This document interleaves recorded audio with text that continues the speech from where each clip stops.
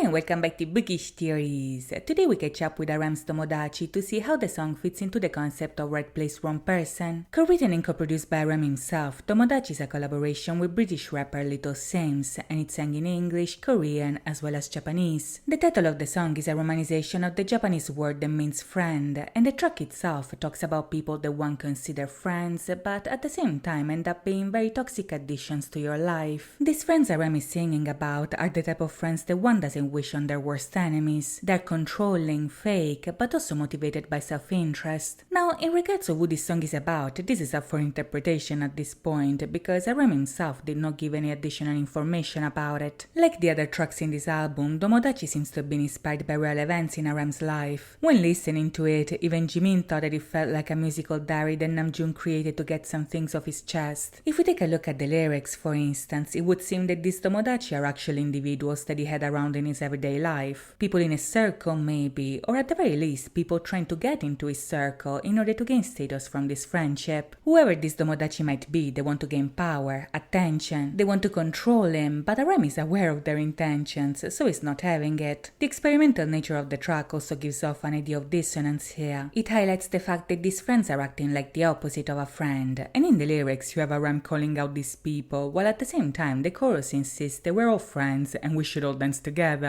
I think that the style of the song and the contrasting lyrics are meant to accentuate the contradictory nature of this relationship, maybe even the hypocrisy of these so-called friends. As a song, Domodachi is definitely more unconventional compared to the others. It might take a couple of listens to fully figure out what's going on, but the more you listen to it, the more you catch details that you didn't catch before. It's a process really, like the one that you have to go through in order to figure out that your friends aren't really your friends, and the fact that the song is in 3 different languages also adds to this effect. Now in the video, this confusing and dissonant feel is portrayed with a surreal journey into a maze like tunnel. Directed by Pennaki, Domodachi is the 3rd video out of the album that follows the theme of the maze. According to the press release, if you watch the videos back to back, you'll be able to understand the album even more, and this is actually very true. While each video had their own style, they all portrayed the lostness of RM, his out-of-placeness, not only when it comes to the outside world, but also within himself. As we already discussed in my last video, the album is very much a story of cycles. It's a journey full of contradictions because the person that made this journey is a contradictory person himself. As he tries to make sense of the maze of his existence, there's no right or wrong direction to follow, because whatever destination he wants to reach always seems the wrong one when he reaches it. An example that Namjoon himself gave, for instance, is stability. Once you have it, you want to wander, and when you start wandering, you want to be stable again. In the same way, the 3 labyrinths that we see in the videos portrays endless search for an exit that doesn't really exist. You cannot escape who you are, but you can learn to know yourself by exploring your own maze. Very simply put, if you learn to navigate the labyrinth of your identity, you can then better face the twists and turns of the labyrinth of your life.